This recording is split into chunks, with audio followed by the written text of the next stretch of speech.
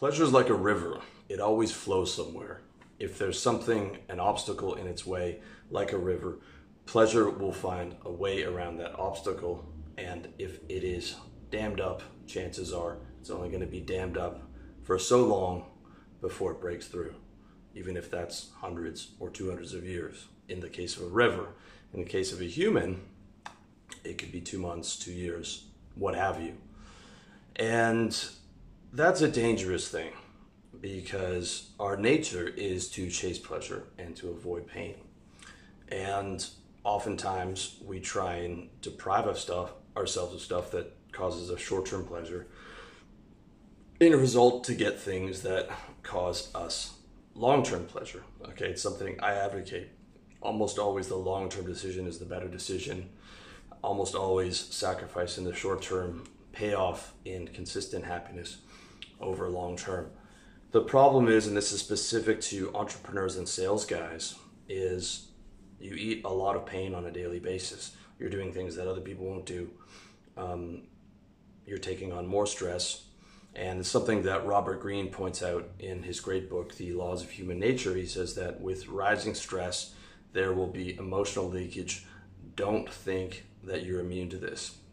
And this has always been my case in the past. A lot of the time it would be with eating, like a pizza or something. Weight has never been a problem, but more the clean eating. When I was younger, in my early 20s, it was marijuana. In sales, pretty much every sales guy is a weekend alcoholic. I wasn't, but most of the guys that I worked with were. They would smoke weed every night, or have problems with junk food, or a combination of the above. The vast majority of, if you make it to 45, 55 and you're still in sales, the vast majority of those guys are well overweight, because they're eating a significant amount of stress throughout the day. They're in pain, so that makes you aggressively chase pleasure. The more pain you deal with, the more aggressively you want to chase pleasure somewhere else. Because pleasure won't be denied. For people who've had terrible lives and significant amount of pain, or they're in prison, they go all the way to heroin.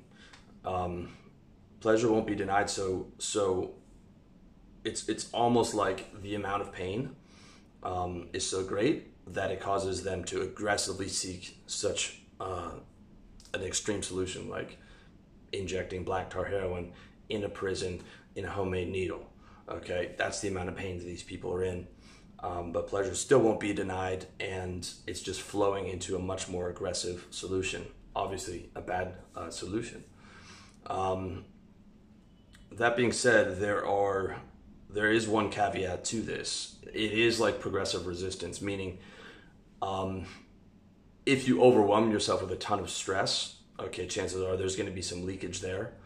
I'm in disagreement with Robert Greene to a degree, in the sense of you can take on more stress over periods of time when you're built into it, when you're worked into it, when it's you're progressively desensitized to that and to dealing with that. Like, what I'm saying is you get tougher over time, significantly. And this is something that's been very much my experience. So pleasure's a river. It is going to flow. It has to flow somewhere, okay? And that can be really dangerous if it's flowing in the wrong direction for you, okay? Into drugs, into alcohol, into risky behaviors, all that stuff, in response to the increasing demands of what it takes to be successful in sales or entrepreneurship. So, the first method for dealing with that is progressive resistance, okay? To the point where, in smaller increments, you get used to the pain and it becomes sort of the new normal. Just like, if I was going to go to the gym today, it's not, it's so much easier for me to lift a weight than it was 17 years ago when it was really painful for me to get that up. So progressive resistance, taking on small amounts of pain that won't cause emotional leakage, and then adapting to that over time, and then it won't be this massive amount of pain, which will cause you for an aggressive solution. The second thing, and this is the big one, is doing something that you enjoy. And by that I mean there's going to be a lot of things in your business that you don't want to do, or things in the gym or whatever, but it's converting your mentality to an achievement mentality instead of a short-term pleasure-seeking mentality.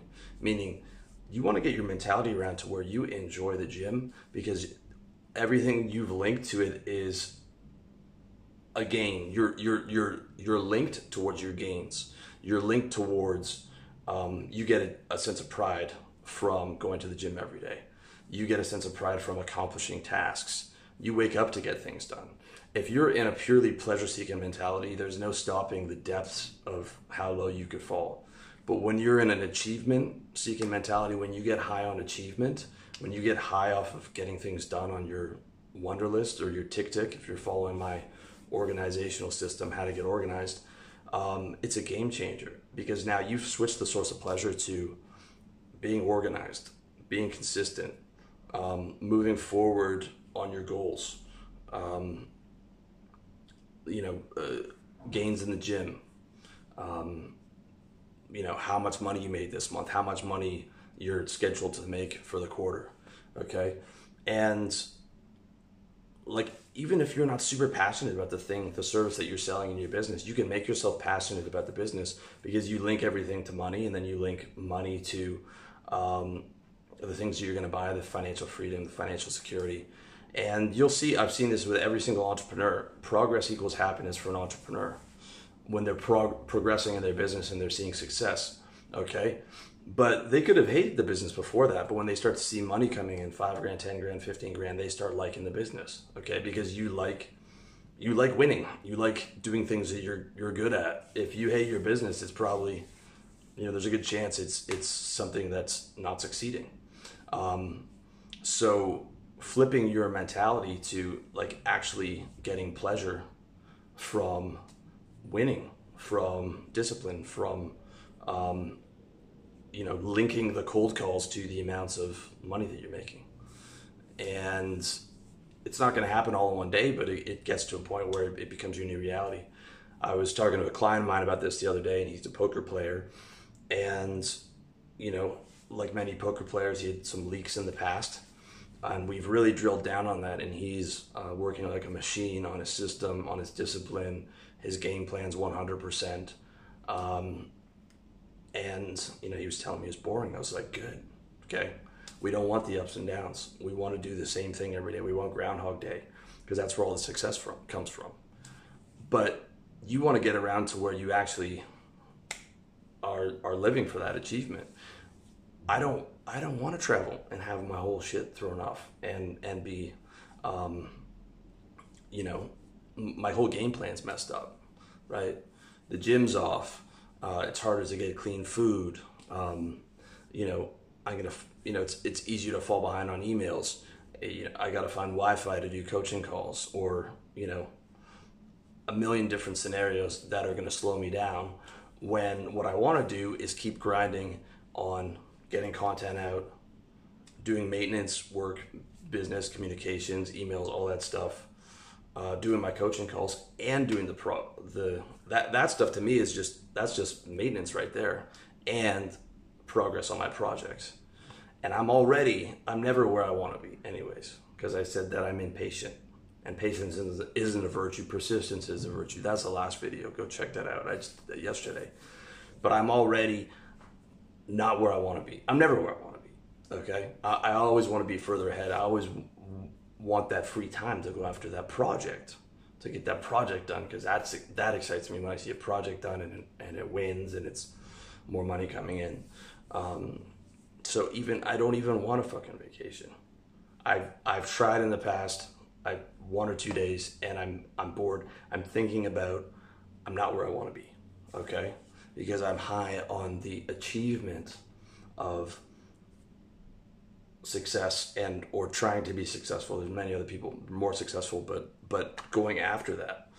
And I recognize that, it has to be an achievement-seeking mentality over a pleasure-seeking mentality. Otherwise, you're in big trouble. Not to say that I don't have some leaks. I do, but that's what my habit share is for. Habit share is an app that you can track how long you're doing a habit, 1 day, 2 days, 3 days, 4 days.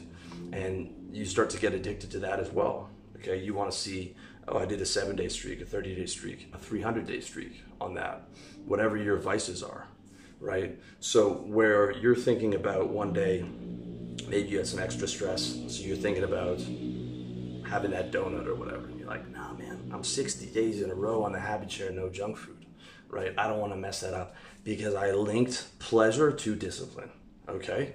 So it's not that we're depriving ourselves and having some type of zero reward scenario. That's impossible.